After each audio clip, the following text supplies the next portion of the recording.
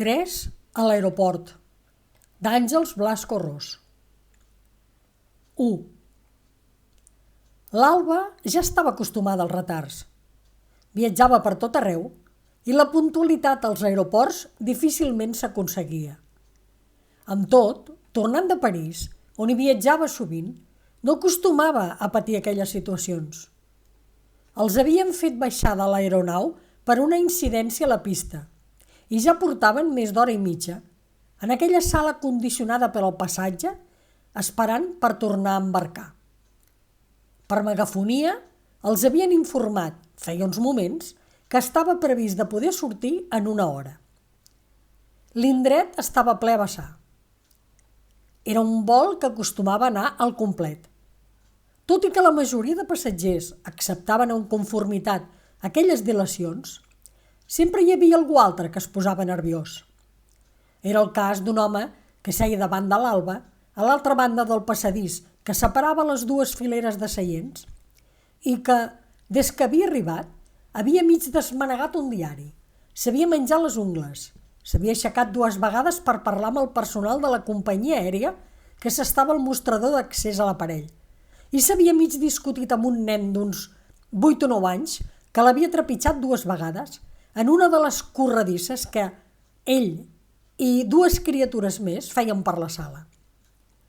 Com que l'Alba tenia papers de feina per llegir, s'ho prenia amb paciència. Encara que l'aldarull que provocaven els 2 nens i una nena, corrent al voltant de les fileres de seients, ja havia causat més d'una protesta per part d'uns viatgers que seien a prop de la família dels nanos. Va cridar la seva atenció la discussió que una dona, pèl-roja i de físic opulent, mantenia amb un dels seus veïns per culpa dels nois. Pel que podia entendre, en una de les seves bromades, els nanos havien anat a parar a la falda de l'home que es queixava. Potser amb raó, perquè quan es va aixecar se li veia una gran taca de cafè a la roba. L'intercanvi de retrets es va enfilar i va caldre l'assistència de personal de l'aeroport per contenir l'enganxada. L'Alba es va fixar en la que semblava la mare d'aquelles criatures, que s'havia adreçat als que esperaven, demanant comprensió per als fills. Però no va trobar quòrum, perquè més d'un viatger estava tip del xivarri que ocasionava la canalla. Sobretot quan el noi gran, incitador dels altres, davant la queixa del veí, feia mofa del que havia passat sense que ningú el reptés per l'acte. La pèl-roja, dreta, i murmurant alguna cosa que l'Alba no podia entendre, se la va quedar mirant abans de tornar a seure's al seu lloc. Allò la va encuriosir perquè li resultava familiar aquella cara. Sobretot la veu de la dona, aguda i potent, difícil d'ignorar. La va esguardar uns moments encara, d'esquena, parlant amb un home que seia de costat, corpulent, calb, amb ulleres, una mica inclinat d'espatlles, que llegia una revista. Tot plegat, una curiositat més en aquella sala on els nervis augmentaven a mesura que el retard s'ampliava per culpa de la boira, o el que fos, perquè també havia començat a ploure amb certa intensitat. Submergida altre cop en la lectura dels papers de feina, va tractar d'aïllar-se del remoreig cada cop més accentuat que regnava al vestíbul d'espera. La veu, però, de la pèl-roja escridassant la canalla i els comentaris d'algunes de les persones que empatien el comportament descarat del noi gran, la van obligar a fixar-se en aquella dona que, just quan ella la mirava, es va replegar els cabells, llargs fins a mitja esquena, i se'ls va lligar amb una mena de fermall de color vermell que els alçava com un plomall de casc de la Guàrdia Urbana de Barcelona vestida de gala. El gest li resultà quotidià i s'esforçà en aquella figura, de més o menys la seva edat, la qual veu no li era indiferent. En aquelles reflexions estava quan la menuda dels germans passà apressada per davant seu. S'entrebancà amb un cordó de les esportives i gairebé cau a terra. La petita somrigué, se la mirà uns instants i continuà la cursa. L'Alba no s'ho podia creure. Aquella criatura tenia una mena de taca, en forma de triangle, de color vermellós al costat de l'orella dreta. Ella recordava una companya d'institut que en tenia una d'igual forma i color que aquella. Una companya de classe pèl-roja, molt atractiva i descarada, que li havia fet la vida impossible durant 2 cursos. Llavors guaità la mare de la nena amb molta atenció. Tanta que no es fixà com el gran de la colla, mig esgratinyant-se amb el germà, anava a parar a la seva falda, escampant-li els papers pel terra, rient com un eixelebrat i fent-li llengotes mentre assenyalava allò que havia fet. Aquell incident, tot i que suportat per ella, desfermà una certa commoció i justa indignació fins al punt que algunes de les persones que s'esperaven anaren a reclamar al personal de la línia aèria que posés man a l'assumpte. Tot d'una, al voltant de l'Alba es reuní un grup important de viatgers, alguns recollint els seus papers, d'altres donant-li suport i alguns malparlant d'aquella família, molesta i desconsiderada. Una de les auxiliars de vol de la companyia aèria s'hi apropà per ajudar-la i excusar-se en nom de l'empresa. La situació, que ja no podia deixar indiferent els pares de la canalla, en evidència davant les persones que omplien la sala, motivà que aquells s'apropessin a l'Alba per disculpar-se pel comportament del noi, al·legant la joventut i la vitalitat de les criatures, a qui els resultava difícil acceptar aquella situació d'espera i avorriment. L'Alba, amb la mà de la dona agafant la seva i escoltant aquella veu un xic estrident, reconegué l'antiga companya, Júlia de nom i salvatgina de fets. Tenia present la corpulència de la Júlia, ja d'adolescent, la boca enfangada i les mans llargues, sempre preparades per estovar les més petites o indefenses. A ella li havia trencat les ulleres en 2 ocasions. Després d'escarnir-la per la necessitat de dur-les, tenia una mena de preferència per prendre-li els llapis de colors i protagonitzar un episodi de dubtós record que encara no havia clarificat del tot.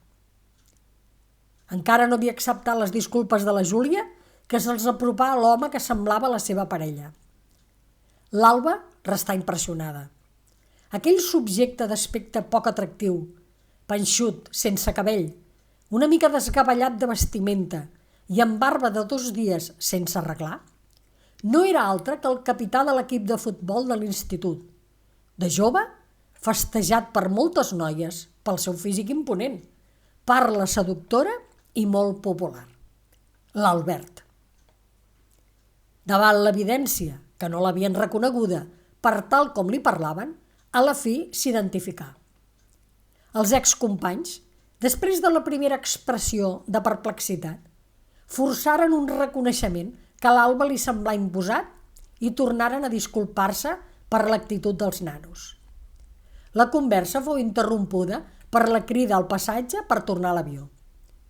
Es produí una mobilització general i se separaren per anar cadascú al seu lloc. 2. L'Albert s'assegué enmig dels 2 petits, mentre la Júlia acomodà el gran al seient de la finestra i ella es situà al seu costat, blocant-lo per tal que no molestés ningú durant el viatge. Abans d'acordar-se els cinturons, l'Albert recorregué la nau a la cerca de l'Alba i, en no trobar-la, ho comentà amb la Júlia, que arronsà les espatlles i, ignorant l'observació del marit, amonestar el noi perquè havia llançat una pàgina de la revista que havia trobat dins la butxaca reixada de la seva cadira, rebregada com una pilota, al passatger que seia davant seu. L'Albert, que no havia badat boca quan s'havien acostat a l'antiga companya, alçà el cap. Feu una nova repassada al passatge i constatà que no es trobava en aquell espai. Amb l'avió a punt d'enlairar-se i parlant gairebé per ell mateix, apuntà la possibilitat que estigués o bé a la cua de l'avió i no la podien veure, o que viatgés en classe business. Aquesta darrera suposició li provocà un somriure irònic. Rememorar els 2 anys d'institut compartits amb l'Alba, a qui recordava com una noieta esprimatxada i fràgil, amb ulleres gruixudes, amb poques relacions i no gaire dotada per a les amistats. És clar que, amb el caràcter tímid i retret, a més de la intel·ligència de la que estava més que dotada, no la feien candidata a molta popularitat. Tanmateix, en ell revifaven les imatges d'aquella festa d'institut en què van aconseguir engatar l'Alba i muntar un trio amb la Júlia. Llavors estava convençut que la noia el desitjava perquè sempre estava pendent d'ells i, malgrat les males passades que la Júlia li feia contínuament, l'Alba no s'apartava d'ells. No va ser una experiència inoblidable. Tots tres anaven molt tocats. L'Alba no mostrava una gran art per a la seducció i, si no ho recordava malament, va ser la Júlia qui se'n va aprofitar més. Llavors la seva dona era una porca, un animal sexual, i tant se li donava naps com carxofes. És clar que veient l'Alba, ara, reconeixia que li hauria d'haver fet més cas. Tal vegada li hauria anat millor que amb la Júlia. La seva dona era calenta i s'entenien bé al llit, però després del segon fill convingueren en no tenir-ne més i, malgrat tot, s'encaminaven al quart. Abans d'iniciar aquest viatge, havien decidit anar a viure a ca la seva mare. De fet, tenien previst fer-ho abans del naixement del que estava en camí. Ja feia temps que la dona els ho havia oferit. El pis era gran, amb balcó, terrassa, 5 habitacions i 2 banys.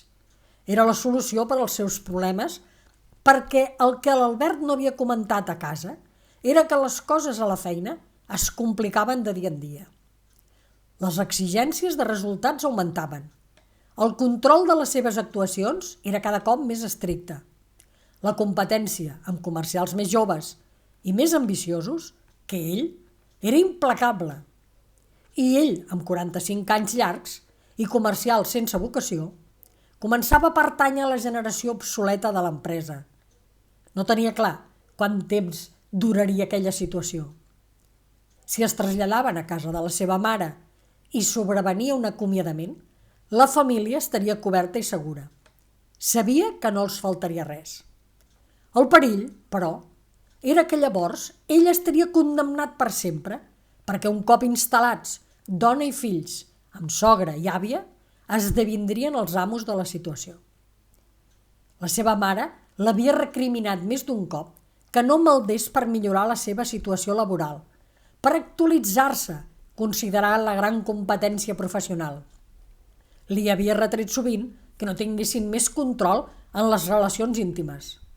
Ella adorava els nets i no permetria que els passés res dolent. Ho sabia. Però amb l'Albert mantenia un tracte de desencís que no podia dissimular. A la Júlia, senzillament, la tolerava i respectava perquè era la mare dels seus nets.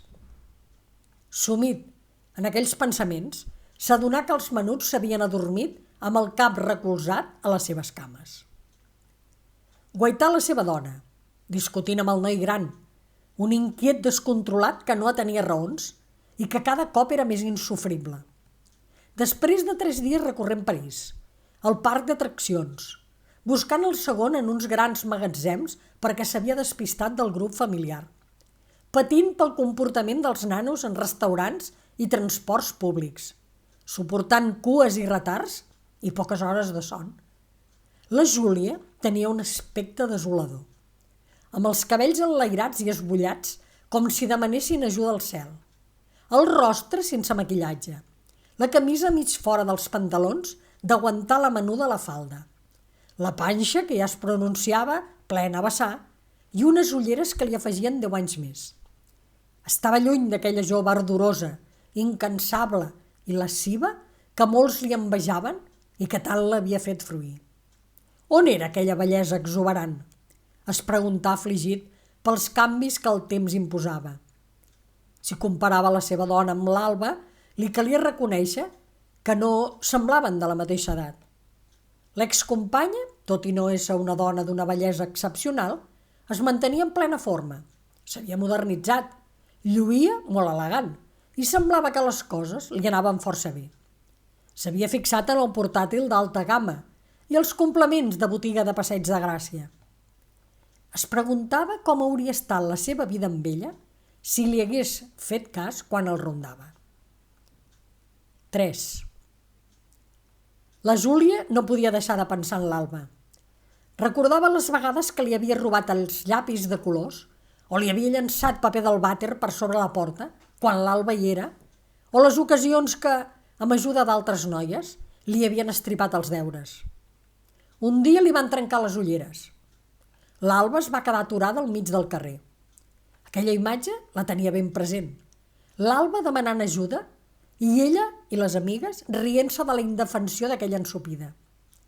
La més sonada, però, havia estat endur-se-la amb l'Albert i muntar-se una festa privada, una nit de gresca amb els de l'institut. Sempre havia pensat que l'Alba els hauria d'estar agraïda, perquè estava segura que, malgrat el primer ensurt i l'abús evident, aquell vespre havia après unes quantes coses útils en matèria de sexe, tot i estar tan penjada. No n'havien parlat mai després del parany que els va permetre de sotmetre-la. Sí, n'hi havia fet unes quantes de jugades, però l'Alba no es defensava mai. Era covarda i se sotmetia. La culpa, però, era de les mestres, que per renyar-la ella, pel poc interès que demostrava en els estudis i la porqueria de notes que treia, a més del seu comportament més aviat amoral de què en feia gala, sempre li posaven l'exemple de l'aplicació, el seny i el talent de l'Alba. Quina deu haver estat la seva vida? Es preguntà fent un cop d'ull a la seva família. El marit havia perdut tot l'atractiu de la joventut, imposant-se la brutalitat d'enteniment, i sort que, curt d'estudis com ella, havia aconseguit entrada comercial en una empresa, sense passar mai de ser un venedor mediocre. Ella treballava els caps de setmana en una botiga del barri, perquè amb 3 fills no podia dedicar més hores a una feina, tot i que, a casa, quan tenia temps, muntava peces per a una petita empresa d'electrònica, d'un conegut. Un treball mecànic, sense més interès que la monotonia que, a més, es podia acabar en qualsevol moment. Esguardar els fills. La nena, de només 4 anys, semblava espavilada i potser encara en trauria alguna cosa de bo. El segon, de 7 anys, tenia algunes dificultats a l'escola, sobretot de comprensió i de concentració. Els hi costava entendre què era el que necessitava el nano. El gran, amb 9 anys, tothom deia que era igual que el seu pare. La Júlia, en ocasions, comprenia que allò no era pas un afalac, ben al contrari. Era una mena de sentència, si tenia en compte on havia arribat el seu home. Havien pogut anar amb els nanos al parc d'atraccions de París perquè la sogra els hi havia fet un regal pels 10 anys de casats. Ho havien aprofitat, és clar, perquè just feia uns dies s'havia fet la prova i li havien confirmat que n'esperava una altra. La setmana anterior havien acceptat la proposta de la seva sogra i abans d'un mes es traslladarien tots a viure al seu pis. Gran, espaiós i amb terrassa. La Júlia, però, ho considerava una rendició. No tenia una relació desastrosa amb la sogra, però fent vida plegades potser la cosa s'ennegriria. Qui sap si no acabarien amb 2 ferides de l'atenció. I, malgrat aquell perill, la qüestió dels diners s'imposava. No haurien de pagar lloguer i potser ni llum ni aigua. La dona era generosa amb els nanos i, quan arribés el moment, cuidarien de la vella, que suposava era el propòsit d'aquella oferta. Amb la mà damunt la panxa, conscient del volum que s'engreixava dia a dia, respirar fondo. Llavors sentir les rialles del noi gran i en mirar-se'l comprovar que estava pintant unes orelles d'ase i un bigoti a una dona que apareixia en una revista, de les de publicitat de la línia aèria. L'increpà per l'acte, però el noi es justificà, mig cridant, perquè es tractava de la dona culpable de que tothom el renyés. Fins una vella que s'esperava per embarcar li havia dit que era un animalot i que si no sabia comportar-se millor que es quedés a casa. La Júlia li arrabassà la publicació i resseguir les 2 pàgines per comprovar si el noi deia la veritat. No s'ho podia creure. No s'ho volia creure. Davant seu tenia l'Alba. La primera foto era un reportatge sobre una de les seves obres, un edifici a París del qual em mostraven la imatge. Segons la crítica, era un arquitecte de renom, amb un estudi a Barcelona, compartit amb 2 companys de promoció que havia rebut uns prèmits detallats en l'article. A la segona pàgina, una fotografia seguida d'un text que comentava la recent adopció d'un nen africà que venia a engrossir la família de l'Alba. 2 anys enrere, l'arquitecte i la seva parella havien adoptat una nena de l'Europa de l'Est. A la fotografia semblaven una família feliç, en una casa de disseny espaiosa i en un indret envoltat de jardí. I, a més, s'havia fixat que l'Alba ja no duia ulleres de color de got. El comentari de la imatge assenyalava que la parella de l'Alba era propietària d'una galeria d'art. La Júlia s'hi va fixar. Era una dona de més o menys la seva edat, estilitzada, pèl roja, de cabells arrissats i llargs, blanca de pell i que tenia l'aparença d'una model d'aquelles de botic de luxe a la capital del Sena. Se li va esgarrifar la pell. La sorpresa dona pas a l'excitació per allò que evidenciava. Somrient, allargà la revista al seu marit, combinant-lo a llegir el reportatge. No perdia de vista l'expressió del seu home a mesura que avançava en la lectura.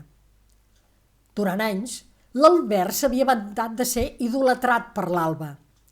Aquella adoració que ell s'adjudicava havia justificat la submissió de l'arquitecte a les barbaritats que la parella li havien dispensat. Era gràcies a la capacitat de seducció del llavors capità de l'equip de futbol de l'institut, segons sempre havia imaginat l'home, que l'Alba havia accedit a realitzar aquella experiència eròtica de joventut.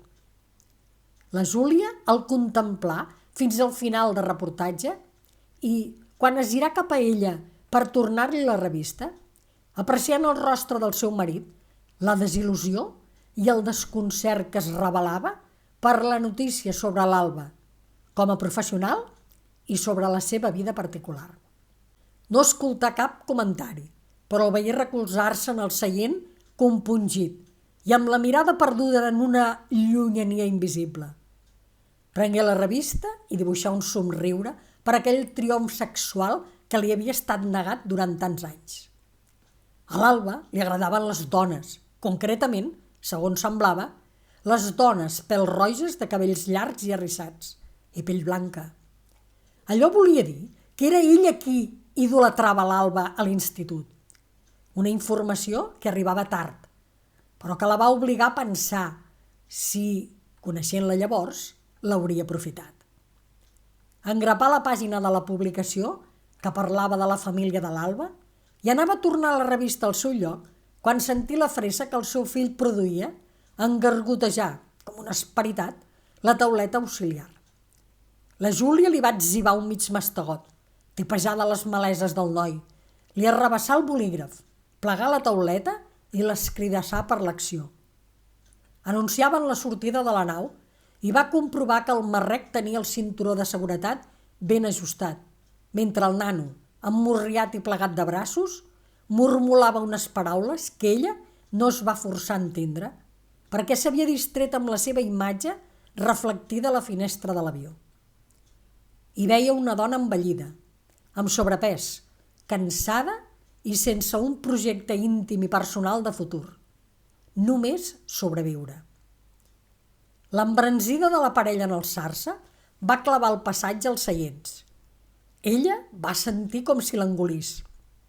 A la mà sostenia encara la pàgina que havia arrencat. Comprimia el full amb la imatge de la família feliç, fort, amb ràbia, fins a convertir-lo en una petita bola de paper que bellugava la seva mà, ardent com una bola de foc. Tancà els ulls. El soroll de l'avió ensordia qualsevol comentari.